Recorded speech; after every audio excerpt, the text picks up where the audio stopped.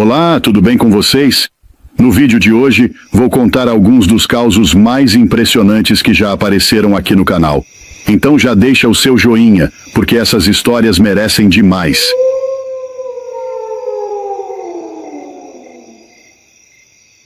Naqueles tempos lá de 1974, para mais ou para menos, o povo daqui da região de Riacho da Jurema vivia meio encabulado com uma coisa que acontecia sempre na hora da Ave Maria. Era só o sol se esconder atrás do morro e bater o sino da igrejinha que alguém começava a assoviar lá para os lados do cemitério velho. Aquele perto da ponte quebrada, o assovio era fino, comprido, parecia de gente chamando cachorro, mas não tinha cachorro que obedecia aquilo, não. Até os mais brabos, tipo Zangado, o cão de Tonho das abelhas, davam meia volta e corriam igual criança que quebrou panela da mãe. Aí foi que começou o falatório. É a viúva do cemitério, é alma penada de defunto sem reza, é o vento batendo no cupinzeiro. Cada um inventava um motivo diferente. Mas quem viu de perto, tipo eu, sabe que não era vento, nem peraltice de moleque. Era coisa de fazer até pescocinho de galo se arrepiar. Agora, se ajeite aí, que eu vou lhe contar o dia que eu vi com meu zói, e que por pouco não fiquei ali mesmo, plantado no chão feito toco seco. Eu era novo ainda. Tava fazendo mandado para minha avó Sebastiana, que morava depois do riacho. Tinha que passar pelo cemitério todo o fim de tarde, e como bom matuto teimoso, eu dizia que a assombração não pegava quem rezava com fé. Besteira. Naquele dia, o céu tava encoberto, cor de chumbo. Tava esquisito desde cedo, mas fui assim mesmo, com o embornal atravessado, levando farinha, um maço de coentro e um punhado de fumo de rolo. Na ida, tudo calmo. Na volta, o bicho pegou. Lá pras 18 horas e alguma coisa, bem no passador do cemitério, ouvi o assovio. Comprido, liso, cortando o vento igual faca amolada. Travei, olhei para um lado, olhei para o outro, nada. Aí, do canto do muro rachado, ela apareceu. A viúva. Vestido preto, encardido de terra, os pés descalço, os cabelos desgrenhado, o rosto, homem de Deus. O rosto era branco como leite talhado, mas os olhos pareciam buraco de formigueiro queimado, só escuridão. E ela me olhou e assoviou, de novo. Só que não era para chamar ninguém, era para amaldiçoar, eu senti. Porque logo em seguida me deu uma tontura danada, as pernas bamba, o coração batendo mais ligeiro que tambor de beata. Tentei correr, as pernas não obedecia. Parecia que estavam grudadas no chão com baba de jiboia. Ela foi chegando devagarinho, nem pisava, parecia que flutuava no poeirão. E aí ela falou com uma voz que parecia mistura de vento e soluço. Você me viu, agora carrega meu silêncio. Oxente quer dizer, vixe. Quase falo a palavra errada. Naquela hora, fiz o que todo matuto faz quando sente que vai desmaiar de medo. Rezei, me mijei e desmaiei tudo junto. Acordei já de manhã com um galo ciscando o meu embornal e o Zé Finado, o coveiro, me abanando com o chapéu. Home, o que é que você tá fazendo dormindo no cemitério? Disse que me achou com os olhos arregalados e murmurando, carrega o silêncio no sonho. Desde esse dia, eu fiquei gago 1 mês e meio. O povo riu, claro. Diziam que foi o calor, que foi a abelha africana, que foi pinga batizada. Mas quem olha no fundo dos meus zói, vê que ali tem verdade, sim, senhor. E a viúva, pois, todo dia de finados, lá pelas 6 horas da tarde, ainda se escuta o assovio dela, rente ao muro. E dizem que, se responder o assovio, no outro dia, alguém da sua casa perde a voz. Por isso, se escutar assobio de alma perto de cemitério, enfie o dedo no ouvido, bote os pés para correr e diga que viu nada. Porque nessas terras secas do sertão, o que não tem explicação, melhor deixar quieto.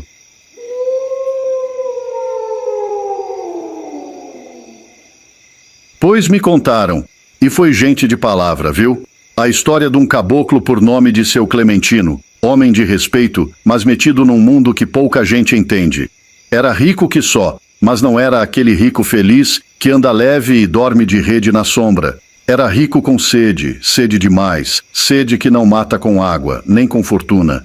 Tinha fazenda de gado, casa com mais quarto do que gente morando, carro de luxo com banco de couro que nem ele sabia mexer em tudo. Usava perfume que só se acha em loja de aeroporto e tinha mais relógio do que braço para usar. Mas ainda assim todo mundo notava. Clementino era um homem vazio por dentro. Vivia encucado, remoendo o juízo, com aquele olhar distante de quem queria mais do que o mundo podia dar. Num belo dia, apareceu um convite daqueles cheio de pompa, uma festa chique na capital, só para granfino, político e gente que fala difícil. Clementino, mais do que ligeiro, mandou engomar a roupa, lustrar o sapato e partiu. Chegando lá, o salão parecia até coisa de novela. Lustre de cristal, comida de nome estrangeiro e garçom vestido que nem noiva de tão branco. No meio daquela gente toda, Clementino encontrou um velho conhecido, Dr. Walter, outro que nadava no dinheiro até o pescoço. Depois de uns goles de uísque caro, Walter se abriu.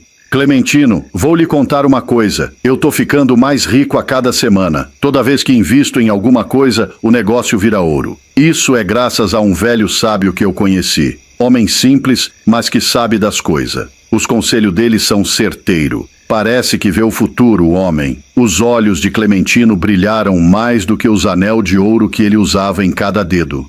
Rapaz, é isso que eu tô precisando. Me dê logo esse endereço que eu vou lá amanhã mesmo. Nem que seja na beira do inferno. Walter puxou um papelzinho do bolso do paletó e rabiscou umas indicação. Era pro lado do sertão, estrada ruim, caminho de barro, entrada de mato. No outro dia, ainda com o sol mijando pelos cantos do céu, seu Clementino montou na caminhonete dele, uma daquelas importada que parece mais nave do que carro, e foi-se embora. GPS ligado, botina nova no pé, camisa de botão engomada e um óculos escuro do tamanho da testa. Pegou estrada, entrou em caminho de chão batido, cruzou ponte de madeira velha que rangia mais que porta de cemitério. Subiu ladeira, desceu ribanceira, até que chegou numa casinha no meio do nada. Casebre miúdo, parede feita de pau a pique, telhado de zinco enferrujado, um cachorro magro dormindo na sombra e 2 tamborete encostado na porta. Lá de dentro saía um cheirinho de café com rapadura. Seu Clementino olhou aquilo tudo, coçou o queixo e disse: não é possível que um cabra rico igual Walter veio parar num canto desse, conferiu o papel, olhou pro GPS, tudo batendo. Tomou coragem, desceu do carro e bateu na porta de zinco. De lá de dentro saiu uma voz tranquila. Pode entrar, Clementino. Tava ali esperando o home. Seu Clementino travou. Eita, como é que esse homem sabe meu nome? Pensou. Abriu a porta devagar, a madeira gemeu igual velha com dor na junta.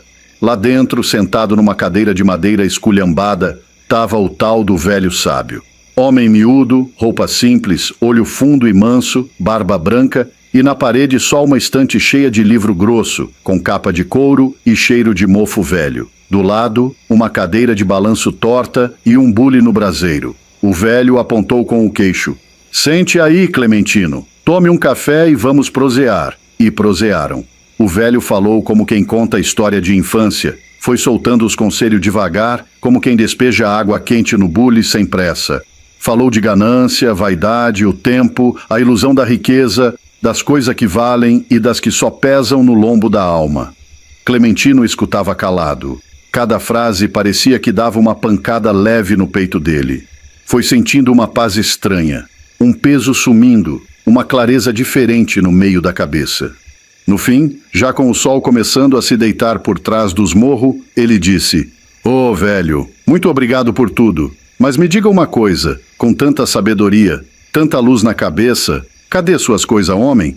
Cadê seus móveis, sua cama boa, seu conforto? Só tem esses tamborete frouxo aí e esses livros, velho? O velho olhou nos olhos dele, calmo que só, e respondeu com voz baixa: E cadê os seus, Clementino? Os meu? Ué, tá em casa. Eu só tô de passagem aqui. O velho deu um sorrisinho leve, quase um suspiro. Pois é, eu também. Fez silêncio. Só o barulho do vento passando pelas frestas. Depois falou. A gente se engana pensando que tem alguma coisa.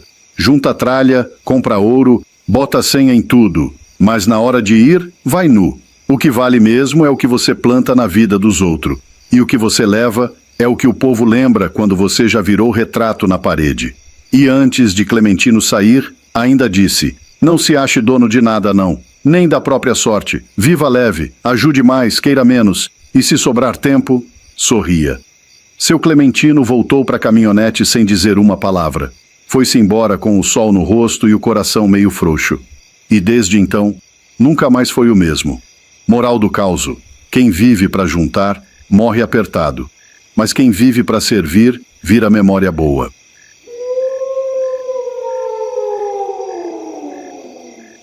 Esse cauzinho é do tempo que eu ainda tinha cabelo e coragem para dormir no mato só com um facão e um bornal de farinha seca. Era noite de sábado, dessas que o céu parece um couro esticado de tão estrelado. Eu estava voltando da casa de Dona Serafina, que fazia uns bolos de milho que, olha, nem Maria da Penha segurava se o cabra tentasse roubar.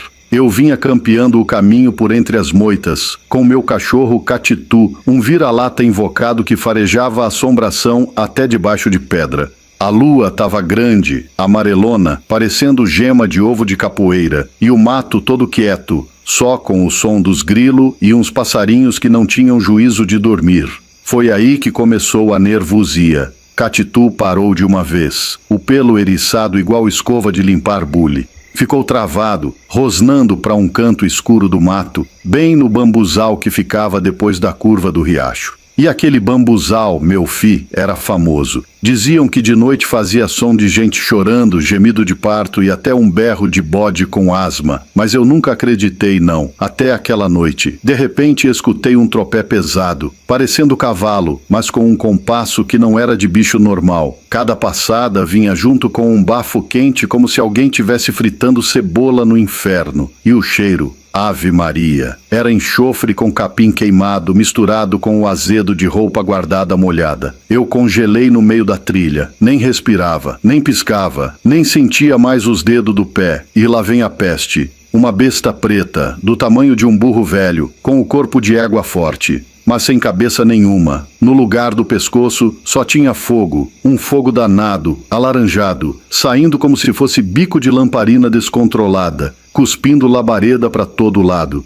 Os cascos da praga batiam no chão igual tambor de banda desafinada, e cada passada fazia o chão tremer mais do que barraco em dia de ventania. Catitu? Oh!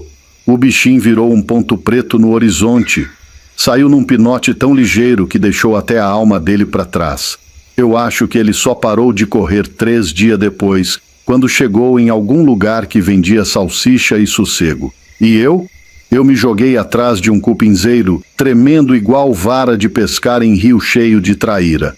E o pior, o cu tremia sozinho, num tremelique esquisito, como se tivesse vida própria. Só pensava, valha-me tudo que é santo. Se eu sair vivo dessa, não mexo mais com mulher de homem casado nem para ensinar tabuada.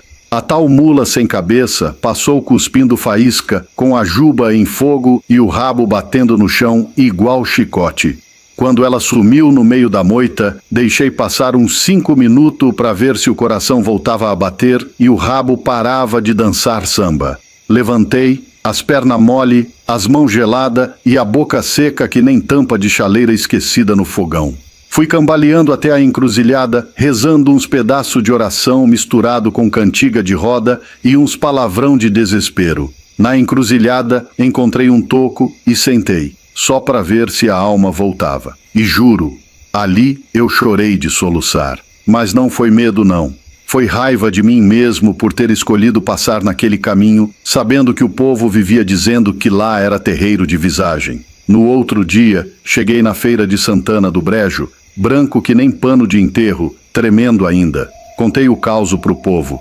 Teve gente que riu até cair sentado. Teve um que me deu um pedaço de fumo para passar atrás da orelha. E teve quem arregalou o olho porque já tinha visto coisa parecida. Foi quando apareceu o velho Geraldo Cacimba com o palito de dente pendurado no canto da boca e falou: "Isso aí não é mula sem cabeça, não.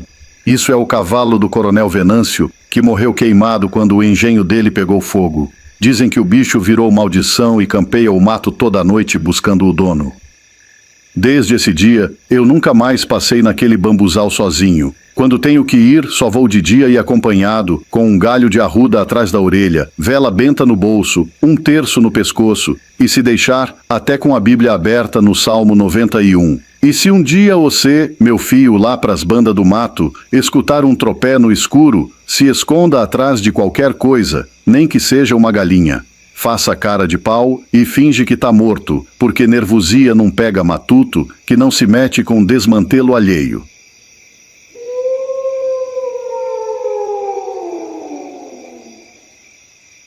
Rapaz, essa história eu vou lhe contar com o respeito que se tem pelas coisas da igreja, mas também com o medo que vem quando a fé encontra coisa que nem reza, explica. Foi num lugarejo miúdo, escondido entre os morros de pedra e as veredas secas do sertão de Barro Seco, que apareceu um padre novo, bem vestido, cara limpa, fala mansa. Chamava-se Padre Ezequiel. Veio transferido da capital, segundo dizia o bispo, para reforçar a fé num povo esquecido pelos homens, mas não por Deus. O povo de Barro Seco, simples e desconfiado, logo notou umas coisas esquisitas. O padre celebrava missa com fervor, mas só de dia. À noite, nunca saía da casa paroquial. A porta trancada, janela fechada e luz nenhuma acesa, nem vela. A cozinheira, Dona Áurea, contava que ele tomava banho com folhas dentro da bacia e vivia olhando para o espelho em silêncio, como se esperasse resposta, e de vez em quando uivava bicho na mata. Um uivo rouco, doído, que fazia até o sino da igrejinha ranger. Até aí, o povo respeitava. Mas foi num dia de sexta que tudo mudou. Seu Valtêncio, vaqueiro de meia idade e bebedor de pinga velha, vinha voltando da venda, no meio da madrugada, quando ouviu um barulho vindo de trás da igreja. Uns estalos, como se coisa grande arranhasse pedra. Resolveu espiar, e jura, com a mão em cima da Bíblia que nunca leu, que viu um homem se retorcendo no chão, nu, peludo, os ossos estalando e os olhos virando amarelo como brasa de fogueira. Quando se aproximou mais, viu que era o padre. Mas não era mais só o padre, não, dizia seu Valtêncio com a voz baixa. Era um bicho, um cachorro do mato, grande demais, orelha pontuda e dente que não cabia na boca. O bicho olhou para ele e soltou um uivo que gelou o sangue. Seu Valtêncio caiu duro de medo. Quando acordou, já era de manhã, e no mesmo lugar onde viu o bicho, estava só a batina do padre, jogada na terra, rasgada e suja. Depois disso, começaram os sumiços. Primeiro, o galo do Zé Mineiro. Depois, os bezerros da Dona Nair. E, por fim, o próprio seu Valtêncio, que nunca mais foi visto. O povo começou a cochichar. Diziam que o padre era mau de nascença, filho de mulher que morreu parindo e de pai que vivia no mato, rosnando para os outros. Diziam que a igreja o aceitou só para esconder a vergonha. Dona Áurea fugiu da cidade, mas antes deixou uma carta no confessionário. Eu vi, eu servi, eu calei, mas toda noite no espelho o padre não via a si mesmo, via um cão e sorria. Hoje, quem vive em Barro Seco evita missa ao entardecer. A igreja está fechada e ninguém sabe para onde foi o padre. Mas toda lua cheia, o povo ouve passos pesados no chão de pedra e um latido longo vindo de dentro do altar. E como dizia tia Mundica, que nunca perdeu um terço, nem todo cão do mato é bicho, tem uns que já usaram batina. Lá pros lados do sertão de Exu, no Pernambuco, tinha um caboclo conhecido como Seu João Batista, homem retado, de pé rachado do sol quente. Morava sozinho numa casinha de barro, com um jumento chamado Maroto, um bode chamado Matusalém e um rádio que só pegava Luiz Gonzaga e interferência de trovão.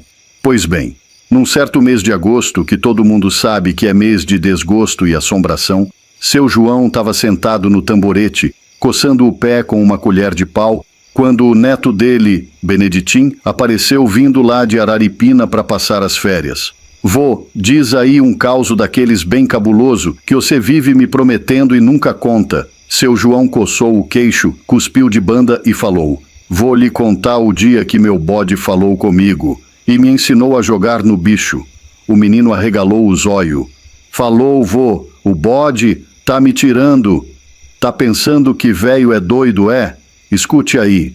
Era uma sexta-feira de lua cheia, dessas que clareia tanto que até cobra usa óculos escuros. O bode Matusalém estava estranho fazia dias. Ficava encarando o mato, berrando para a parede e mexendo só o beiço como quem reza. Naquele dia, seu João estava voltando da feira de Ouricuri, com 1 litro de pinga, 2 pão doce e uma ruma de história fiada dos cabra da venda. Chegou em casa, jogou os panos de lado e foi olhar o bode. Foi aí que o bicho arregalou o zóio, ficou em pé com as 2 patas na cerca e disse com a voz grave: João Batista, joga no 24 e bota fé que o dinheiro vem.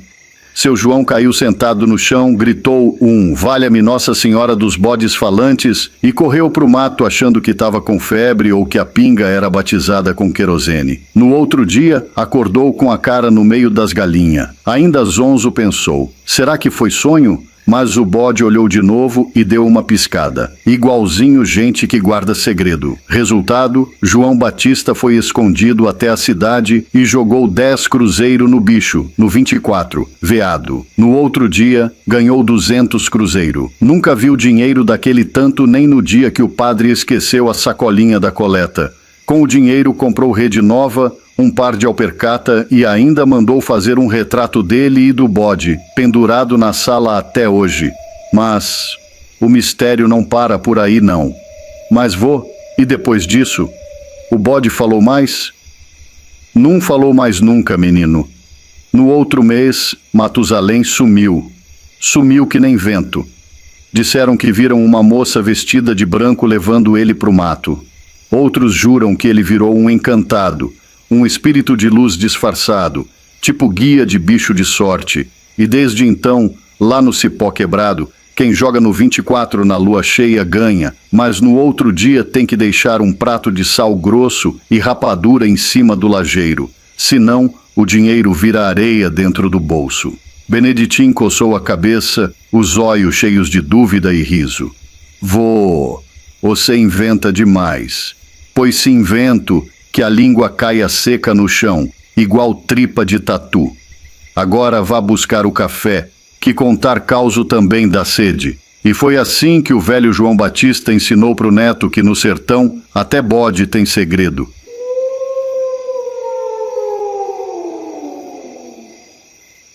Seu Nicanor do Cedro, como o povo chamava, era um homem calado, daquelas pessoas que só fala quando a conversa presta. Fazia móveis lindos, cama, banco, mesa de 3 pés e rede de varal grosso que aguentava até sogra nervosa cochilando com panela no colo. Tinha sido casado com Dona Laurentina, uma mulher doce, rezadeira, que morreu cedo, com febre braba que nem benzedeira deu jeito. Desde que ela morreu, Nicanor nunca mais foi o mesmo. Ficou só no mato, trabalhando feito máquina, e vivendo na casa que os dois tinham feito com as próprias mãos. Só que o tempo passou, e Nicanor começou a mudar. Tava sempre com o olho vermelho, mas dizia que era poeira da serra. Começou a beber cachaça escondido, deixava a comida no fogo queimar e vivia falando com a parede. O povo dizia que era solidão demais num coração só. Até que um dia foi Chico Gervásio, afilhado dele, dormir por lá para cuidar do velho, que já andava meio fraco das vistas. Quando deu meia-noite, Chico acordou com a rede balançando sozinha na sala. Um balanço lento, como se tivesse alguém deitado ali bem leve, costurando um cochilo vagaroso. A rede rangia devagar.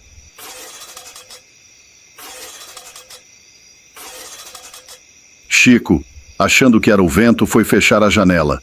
Mas a janela já estava trancada com arame farpado e um tijolo escorado. E pior, a outra ponta da rede, onde estava o nó, estava sem amarrar.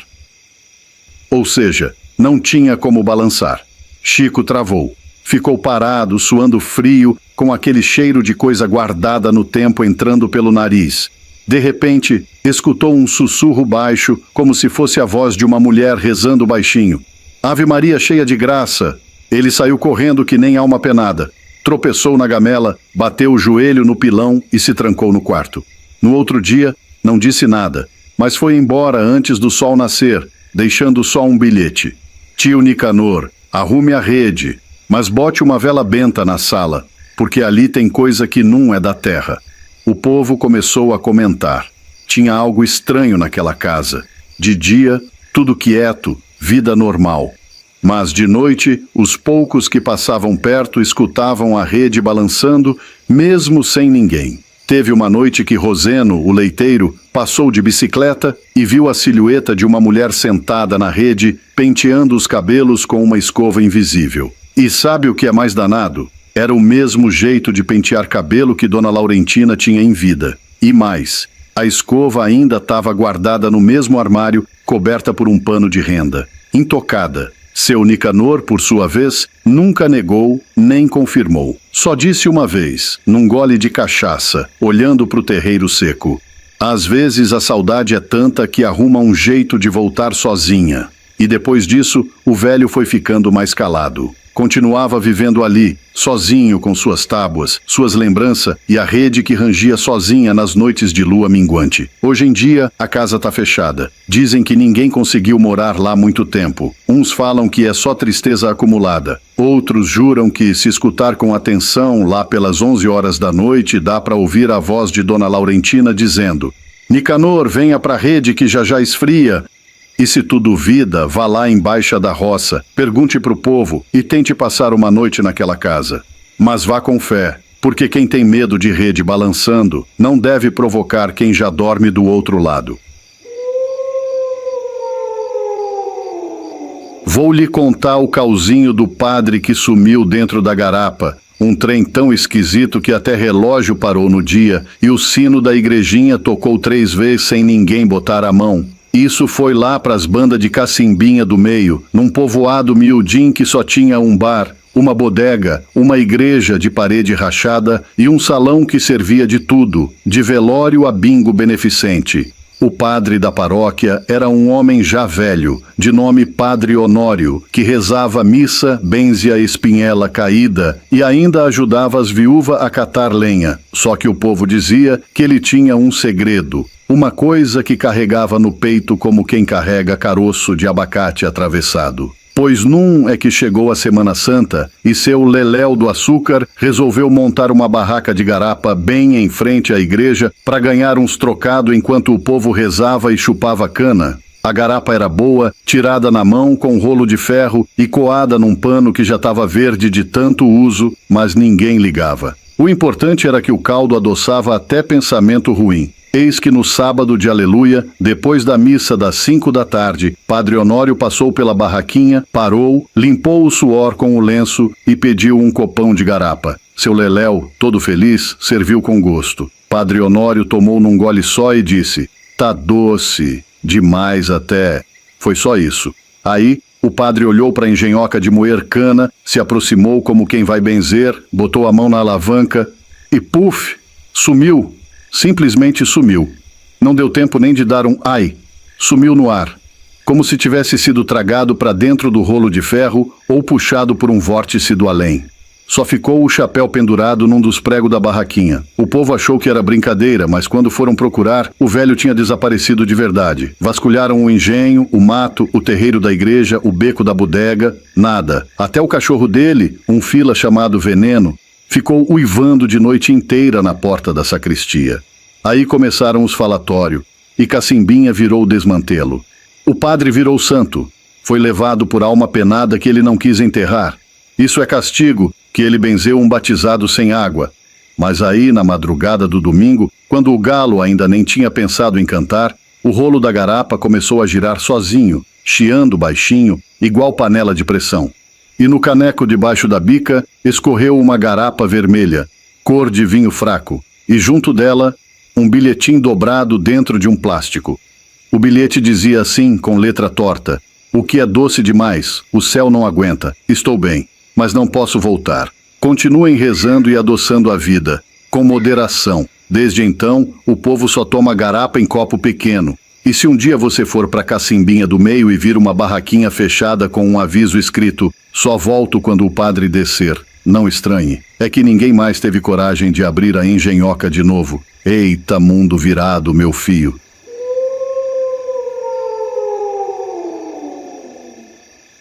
Essa história, meu amigo, é daquelas que o povo conta baixinho, Só quando a noite já chegou e a luz da lamparina dança nas paredes. História que não se acha em livro, mas está guardada nas memórias dos mais antigos de Sítio Aruá, lá para os confins do Maranhão, onde até a lua anda de lado com medo do escuro. Foi num ano sem inverno, em que o sol rachava a terra feito machado em pau seco, que nasceu uma menina diferente. O parto foi escondido de madrugada, na beira da mata, sem parteira, sem vela, sem ninguém por perto. A mãe, Rosilda, era uma mulher calada, dessas que vivia com o cabelo cobrindo o rosto e que ninguém sabia direito de onde tinha vindo. Apareceu por aquelas bandas grávida, com uma barriga que cresceu rápido demais. Tão rápida que as más línguas começaram logo a falar: aquilo não é criança não, é coisa de dentro da mata.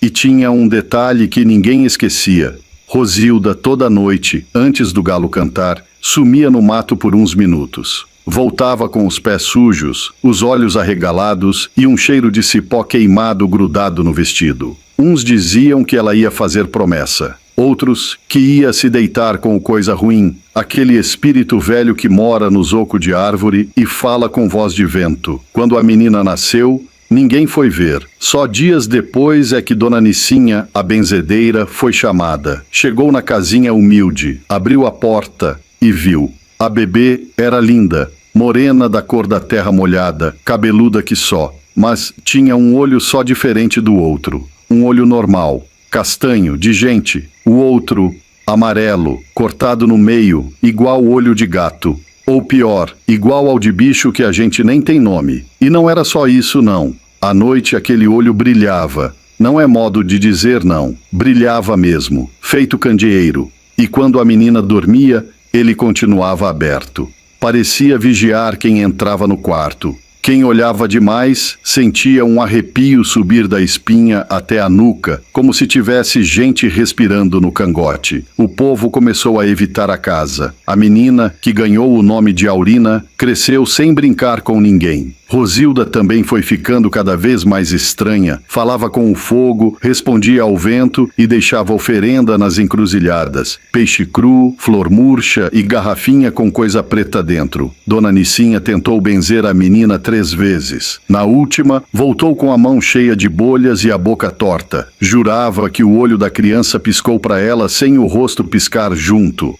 Aurina cresceu calada, mas com um olhar que parecia ver através da gente. E onde ela ia, bicho silenciava. Cachorro abaixava o rabo, gato virava o rosto, cavalo empacava. Até os grilos paravam de cantar. Quando fez 12 anos, Rosilda sumiu de vez. Disseram que entrou na mata numa noite de trovoada e nunca mais voltou. Só acharam o vestido dela pendurado num galho de pau-ferro, com marcas de garra nas costas. Aurina ficou sozinha, morando na casa, mas nunca pediu ajuda, nunca chorou, nunca chamou ninguém. Só aparecia de vez em quando na venda do Zé Miúdo, pegando vela, caderno e sal.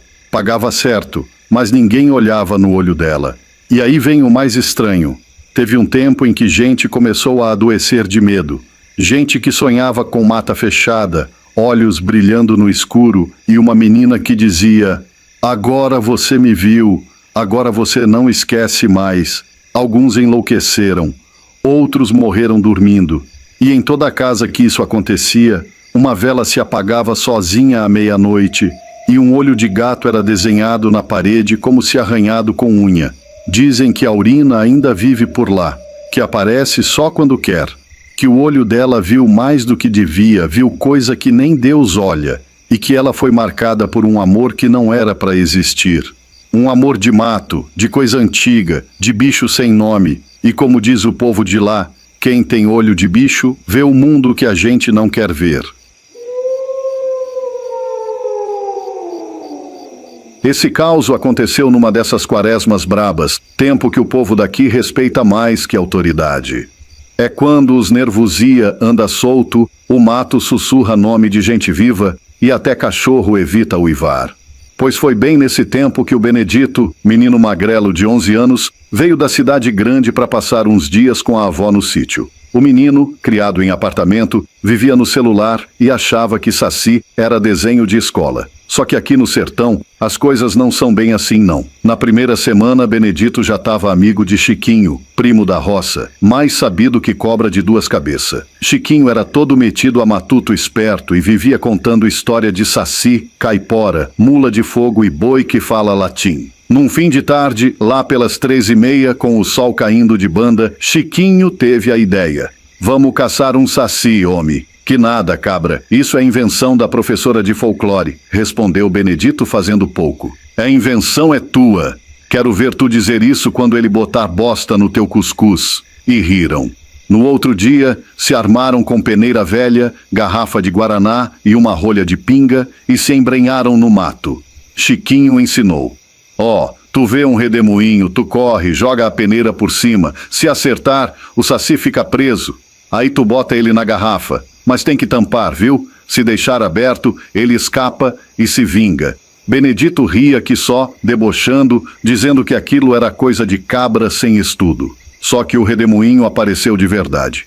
Chiquinho travou na hora que o medo foi maior que a coragem. Já Benedito, se achando o herói do mato, correu, jogou a peneira e prendeu a tal poeira girando. Fez o que o primo mandou, botou o gargalo da garrafa por baixo e esperou. Aí foi que deu a ziquezira, esqueceu a rolha, tampou com o dedo e levou o troféu para casa. Escondeu num canto da varanda para mostrar depois. Chegou a hora da janta e foi aí que o saci deu o troco. Benedito estava com a fome de 2 vaqueiros. A avó botou para ele um prato de cuscuz com ovo e café preto fumegando, cheiro que abre até o apetite de defunto. Deu a primeira garfada. Sentiu um gosto esquisito. Engoliu seco e o café só piorou. Quando olhou direito pro prato, era comendo bosta seca de cachorro. E no copo? Ave Maria, era mijo. Mijo puro. Cuspiu longe. Rodou no terreiro feito peru bêbado, quase que vomita a alma. Foi procurar a garrafa para desfazer a peste, mas já era. Tava caída, virada, sem tampa. O saci tinha escapado. Foi correr contar para a avó, tropeçou numa corda amarrada no pé de manga. Deu tempo nem gritar. Foi puxado por dentro da mata de cabeça para baixo, arrastando a bunda nos tocos seco. Lá na beirada da mata, o povo achou ele pendurado igual porco no varal, com a boca entupida de bosta de vaca, os olhos arregalados e o short rasgado na frente. Só não morreu do coração porque Deus tem dó de menino besta. No outro dia, estava Benedito calado, com o olho esbugalhado, suando frio até na sombra. O pai perguntou, e aí, ainda acha que saci é invenção da escola? E ele só balançou a cabeça com a voz fina de tanto susto. Se for invenção, é das ruins. Desde então, o menino não fala alto em quaresma, não anda no mato e nem come cuscuz sem benzer antes. E toda vez que escuta vento rodando no terreiro, ele faz o sinal da cruz e entra debaixo da cama. Moral do causo: saci não é brinquedo, quaresma não é férias, e quem ri de lenda, acaba comendo o que não deve. Eu não gosto muito de mexer com história dos outros, não, que minha língua já me meteu em confusão mais de uma vez. Mas essa aqui eu conto com gosto, que é para servir de alerta, principalmente para um bocado de fio sem coração que tem por aí se fazendo de bonzinho só de olho na herança. Pois escuta, tava eu sentado na cadeira de balanço, tomando meu cafezinho com bolacha de sal e olhando a chuva cair no terreiro. Aí me bateu uma lembrança braba, um causo que eu vi com meu zói, lá nas terras de areia branca, no pé da serra do Tamanduá. Era o caso do seu Aldomar, cabra conhecido por ali como o Rei do Fole, um gaiteiro do bom, daquele que fazia as moças dançar até descalça no terreiro e os véis chorar de saudade. Pois bem, Aldomar teve 2 filhos, um tal de Flaviano e uma moça chamada Ritinha.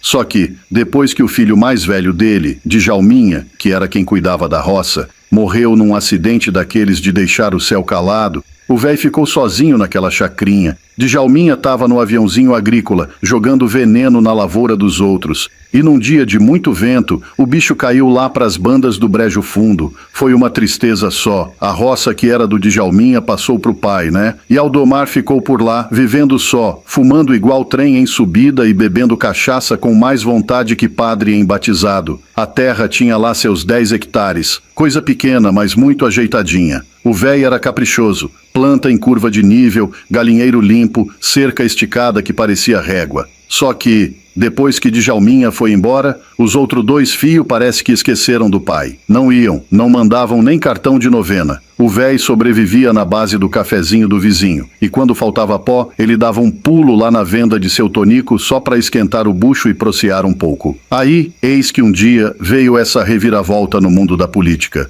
Saiu um, entrou outro, e a terra, que antes era vendida por 30 mil, pulou para quase $500 mil. $500 mil, meu filho. Até passarinho começou a botar em cima de escritura. Adivinha o que aconteceu? Flaviano e Ritinha bateram na porta do véi de novo. Sorriso largo, voz doce, mas com o olhar de quem mede terreno com a trena do juízo. Começaram a chegar com presente, mas não era flor nem cobertor. Era cigarro e cachaça, em pacote, caixa e sacola. Dizia que era para animar o pai, para ele lembrar dos tempos de forró. Mas a verdade era outra. Era como se tivessem envenenando o homem devagarzinho, só esperando ele baixar a cabeça na rede e nunca mais levantar. O véi já estava gasto. Fumaça nos pulmão, cachaça no fígado e saudade no peito. Não demorou muito, apareceu um câncer, daqueles que corre pelo corpo feito fogo em palha seca. Quando viram, não tinha mais jeito. Seu Aldomar partiu numa manhã nublada, com um cigarro apagado no canto da boca e a gaitinha velha em cima do peito. E os fios.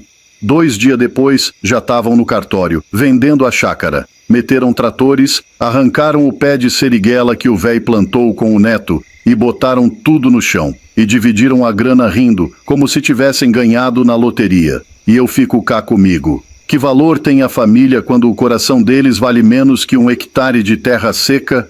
O véi era bom, tocava na festa da padroeira, fazia doce de leite para a criançada e nunca negava um prato de farinha a ninguém. Criou os filhos com suor e carinho, e mesmo assim, o fim dele foi empurrado com uma garrafa e um maço de cigarro. E eu digo, se um dia uma das minhas crias fizer um negócio desse comigo, eu me levanto do caixão, puxo pela canela e volto só para puxar a orelha. Por isso, meu compadre, segure firme as rédeas da sua carroça. Não largue não.